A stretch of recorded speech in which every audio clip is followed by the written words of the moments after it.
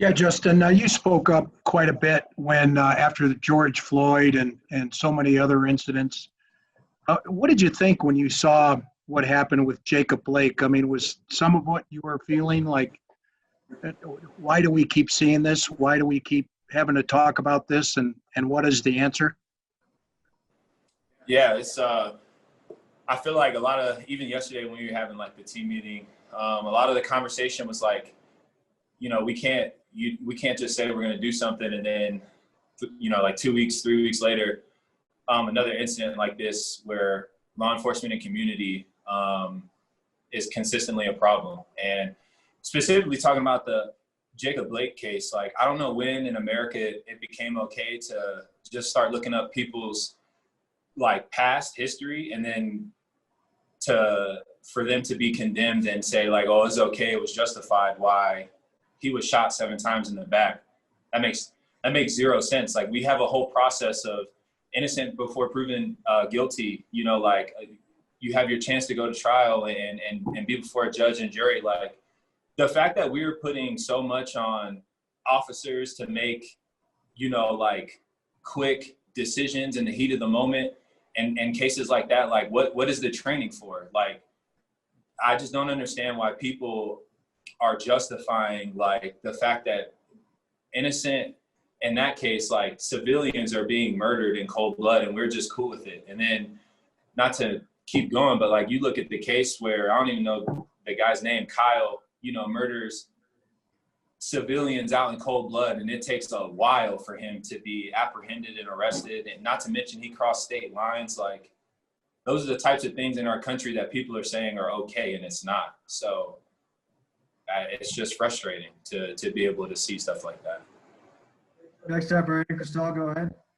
Hey, Justin, at what point in your career did you feel the need to speak up more as someone who's biracial? Once you had your footing in the league, to not just be someone that agrees with everyone, but to be out in front like you were at home, like you were downtown this summer, and like you currently are.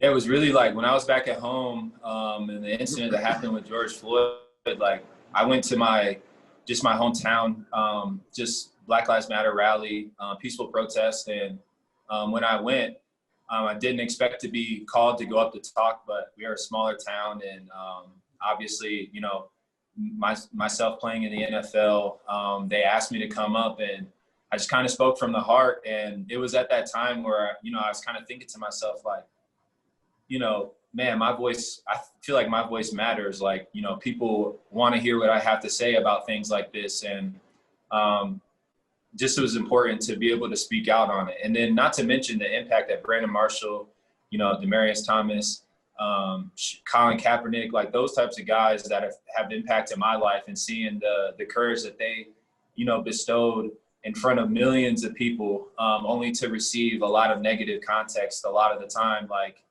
it showed me like, man, a lot of what's going on is bigger than, like our sport is bigger than what we deemed so important for so long. So that's just why I feel like it's important to speak out.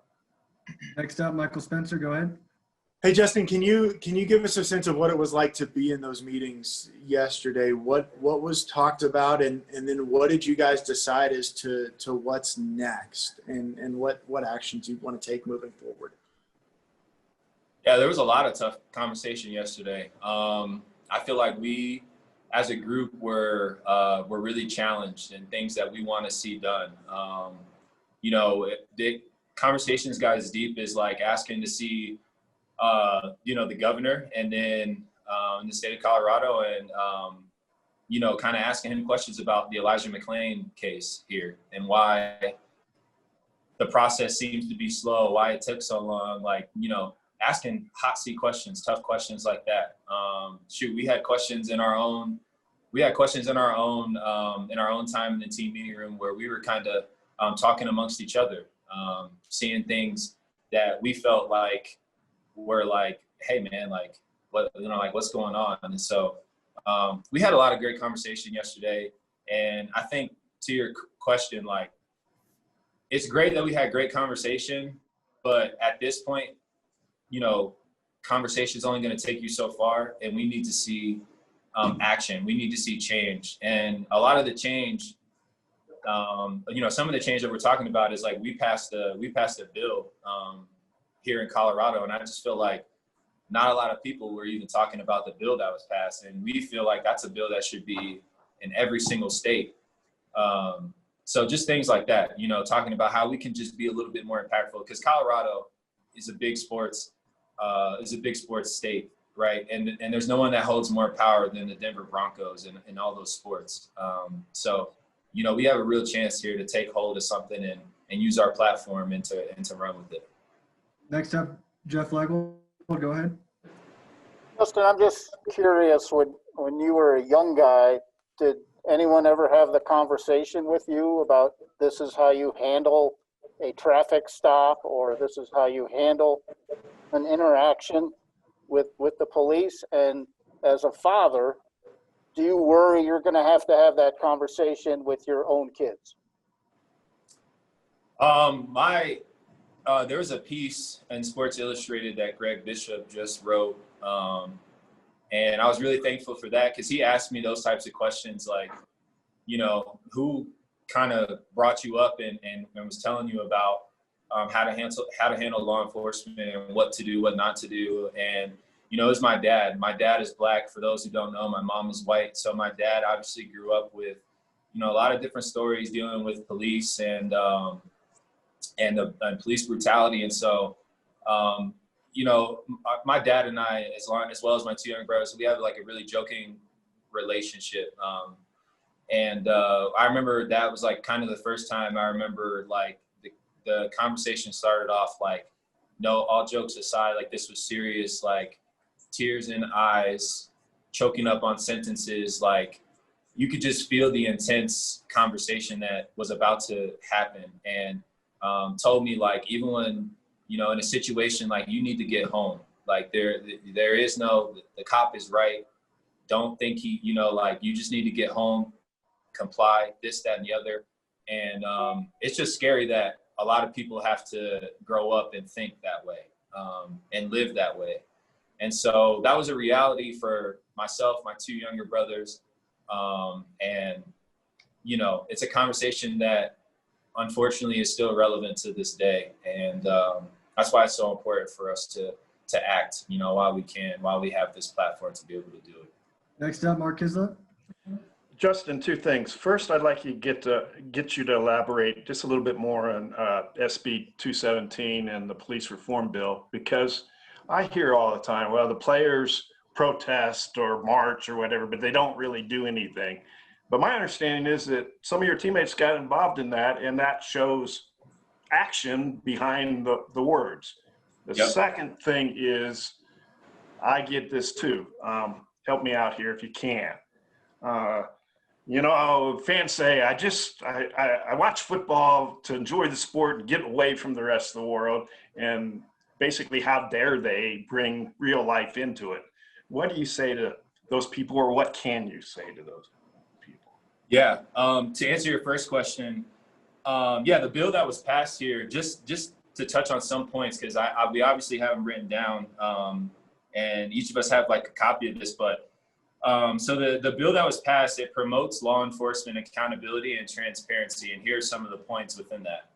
It mandates body cameras, public reporting on policing, rein in use of deadly force by officers, prevent rehiring of bad officers, civil rights enforcement by individuals, and it defends Colorado communities. And I've said, maybe at a later date we can go into more detail about that, but those are just some of the highlight points where it's like, it's like at this point, it's like, doesn't everyone want some type of accountability like that in their states? And why isn't this bill getting talked about more and things in that nature? So I appreciate the question. And then to the second part of your question, like, yeah, I get people watch sports for just that, the enjoyment of the sport, right? But isn't that part of the problem in America, that people view us as just like entertainment to them? And that's part of like what my post was about. For those who saw it, like, the fan, like when I was wearing a jersey and I visited his dad, the fan's dad, in the hospital, I was a great guy. But as soon as I started speaking out on some things that pertain to my life, like I'm worthless and I need to shut up and just play the game. Like, nah, you don't get both sides. You don't get one side without getting the other. Like when we're out there playing, like you're looking at a guy that has a family, has kids, and has values, like has all these things that are going on in his life. And so for someone to sit on their couch or wherever they are and to belittle athletes, like, you know, there's a root problem there with people idolizing celebrities and then also thinking they don't have a voice to be able to speak out on some things that they pertain or are important. You know, the idea of having fans think that celebrities can't speak on certain topics or you know, they should just shut up. Like, I don't understand where fans think that it's okay for them to also say like, oh, you guys need to be quiet. Like, what realm of credentials do you have that tell you that you can speak on something and we can't? And a lot of guys here, you know, regardless of what the public thinks, we have a lot of smart guys in our league around the world. And you're talking about athletes and, you know, that we can make a difference. And so I'm hoping a lot of guys don't pay attention to what fans say because, you know, like just personally, like I could care less what they have to say about myself. Long as they keep my family out of it, like you can say all you want about me. I know my worth. I know my value in Christ. And so it's ridiculous that people think that way though. Guys, as a reminder, please use the lower your hand function if you no longer have a question. Next up, Eric Dalala. Yeah, hey, Justin. If you could reflect back on 2017, you mentioned B. Marsh and DT, and you took a knee in that game against Buffalo back in 2017. Can you kind of compare your view on the issue now compared to then and maybe how much more you're willing to fight and speak up as opposed to when you were, I guess, a second-year player in this league? Yeah.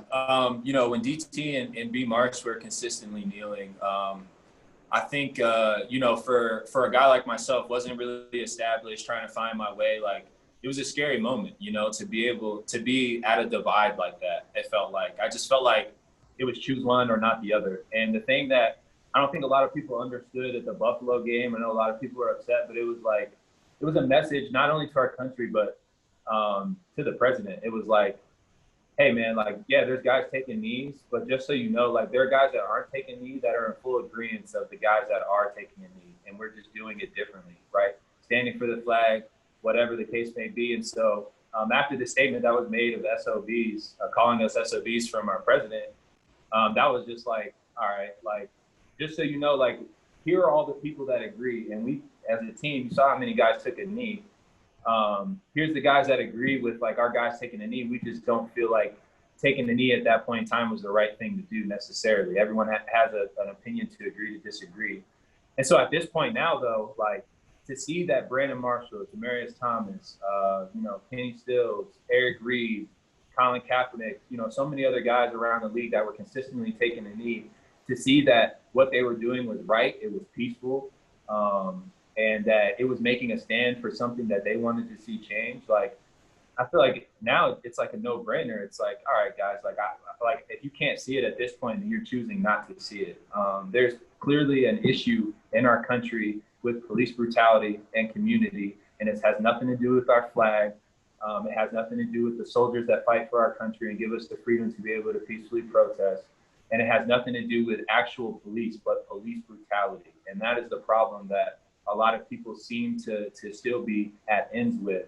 And so moving forward, you know, I want to make sure that what we do is as a team, as a unit. And so we're still in talks about what that protest will look like for us in week one.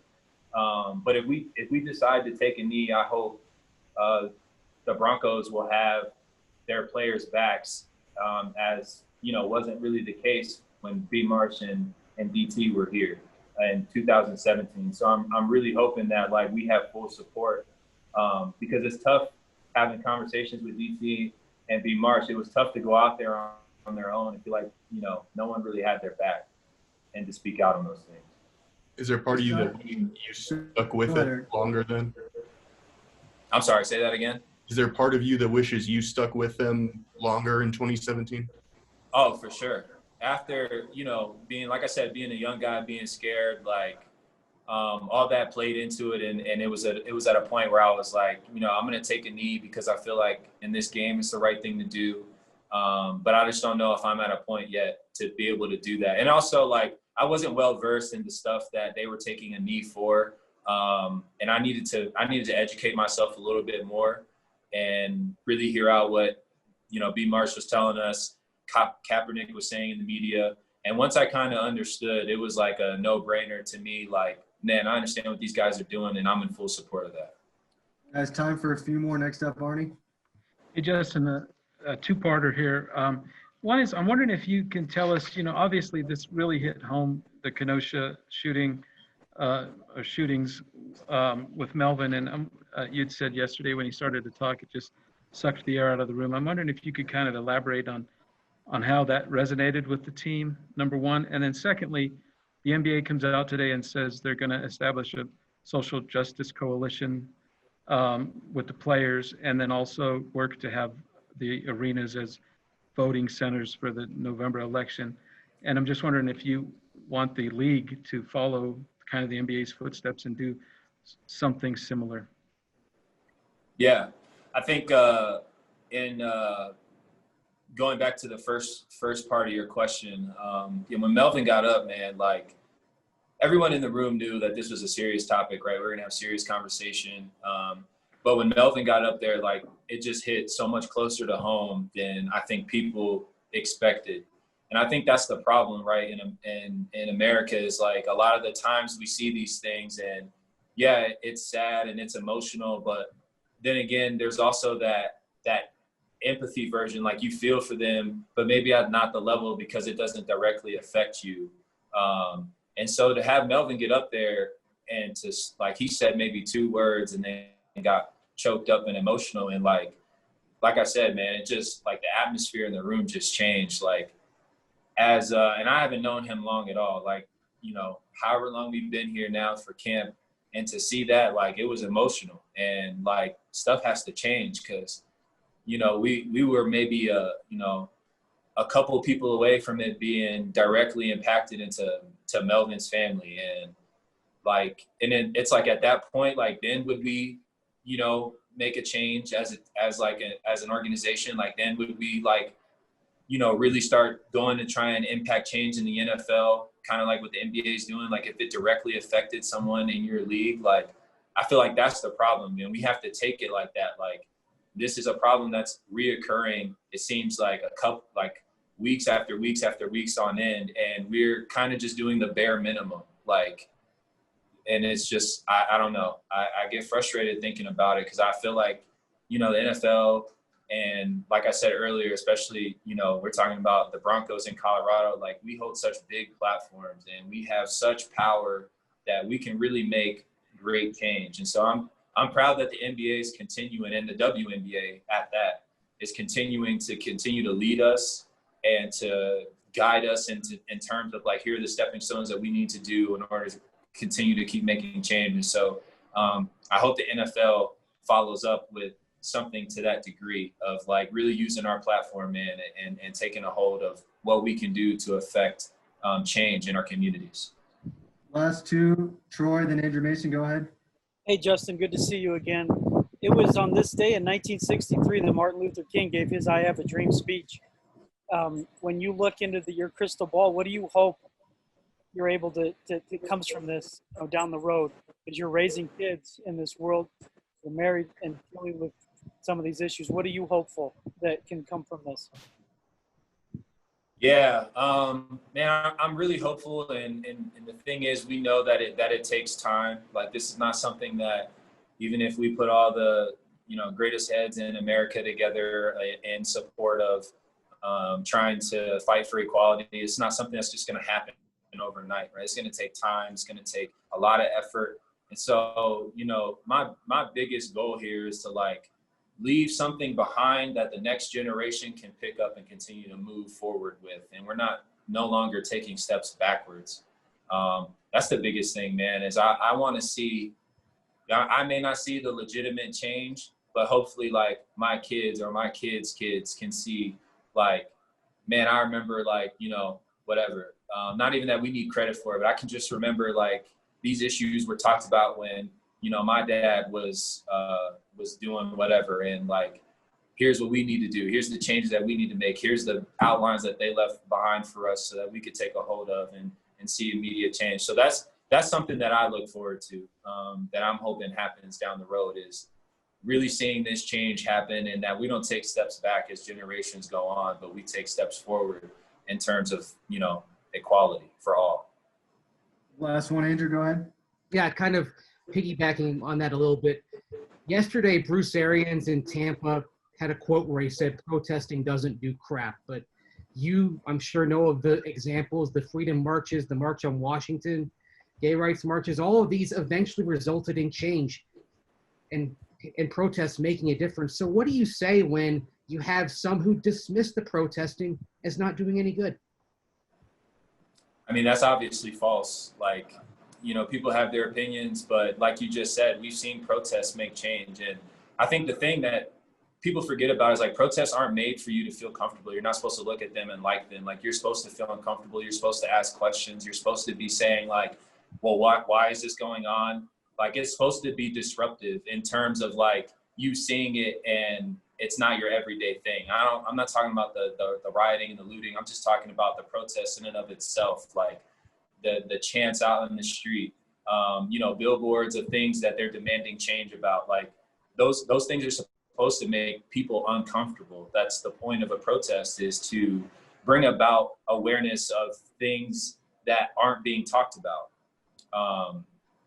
And it's just, crazy to think that, like, whatever, people don't think that stuff like that works, because, as you just alluded to, obviously in our past, like, things have only gotten done through means of community or people going out protesting and demanding that things be changed, because it's not sitting right with us.